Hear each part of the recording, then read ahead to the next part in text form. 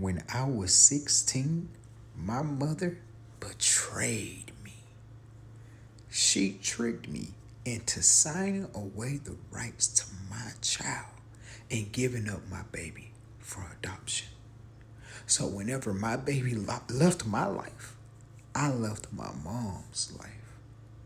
Now, after 24 years of no contact, she has broken that because she wants to make things right.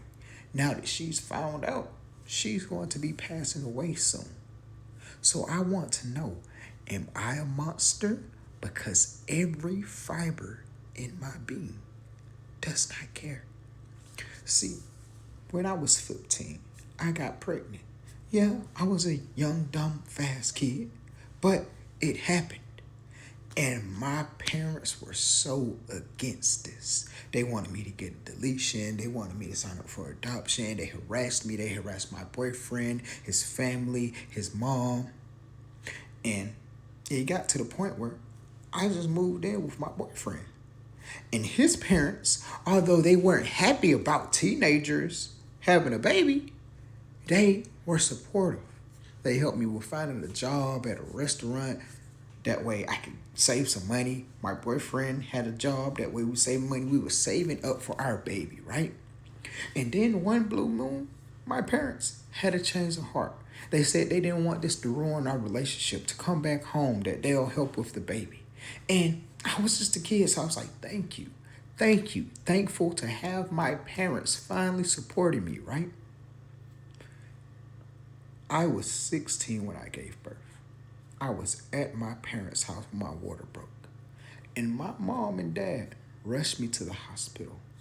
They told me that they would contact my boyfriend and his parents. That way they could be at the hospital. We got to the hospital. They let me know that nobody was answering. They couldn't get my boyfriend. They lied. They never contacted any of them. I had the baby and I was so happy.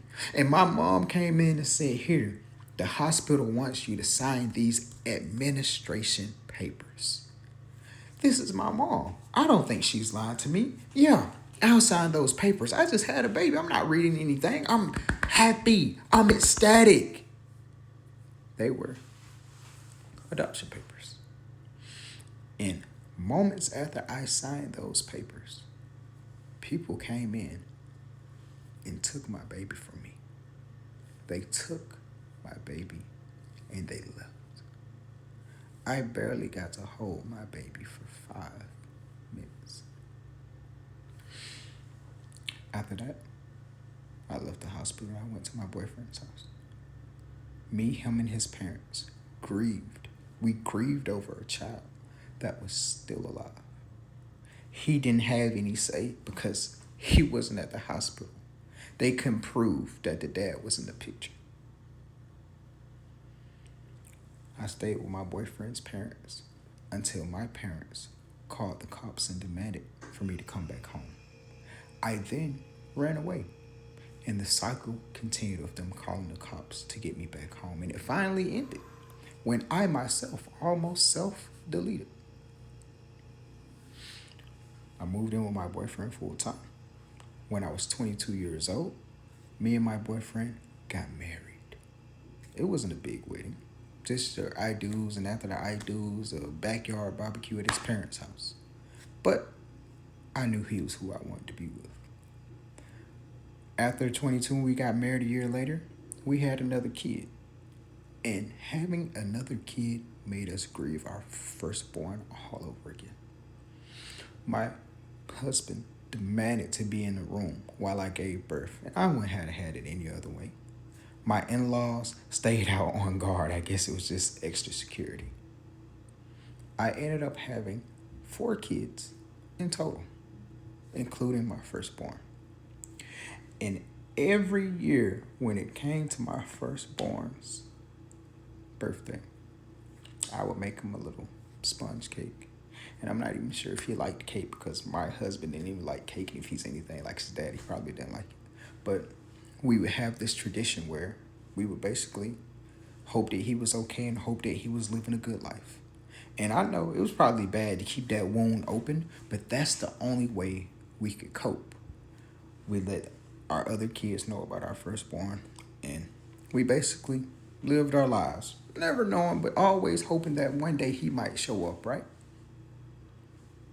4 years ago, I'm out with my daughter at baseball camp. My husband calls me telling me I need to come home immediately. He sounds frantic. I've never heard this tone of voice that he's taking. So I pull my daughter out of camp and we rush home to see what's going on. My firstborn is there at my house. The feeling that I felt is undescribable. He was there. He was healthy. He was happy.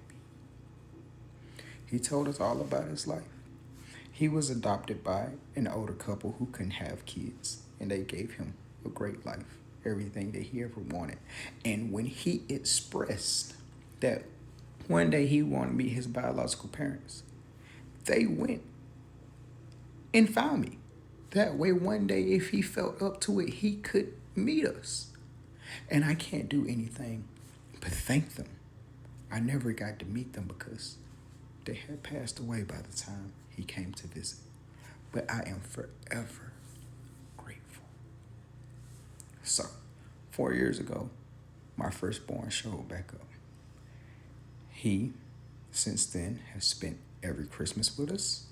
He takes about a month to stay around us. He bonds with the kids. He plays the game with my little boys, and he annoys his little sister. But they adore him, and we love him. We go to his home, and we spend there a week every time it's his birthday. And on the anniversary of his adoptive parents' deaths, we are there as well. It's been a good life for him. And I don't know, of course, if we would have been able to provide the same life or if our life would have been different or what. But I am happy that he has returned. Now, to the issue at hand. My father got in contact with my in-laws to let them know that my mother is on the verge of passing away. They want to reconcile. They want to make things right. They have a lot of regrets and they want to mend the relationship. I haven't spoken to them since I was 16. They haven't met or seen any of my children. They don't even know that my firstborn has came back into our lives. And every fiber of my being doesn't care that they have regrets. I don't care if they never see or talk to me again. But my husband thinks that we should let them meet our kids. That way they can have more regrets. We should let them see that our firstborn came back to see how life has turned out so good, how we prospered so much, and still not allow them the opportunity to build a relationship, but let them have the opportunity to meet our children. And I don't want this. I don't want that. I don't ever want to see or speak to them again. I don't want them to meet any of my kids. I don't want them to see how good I'm doing.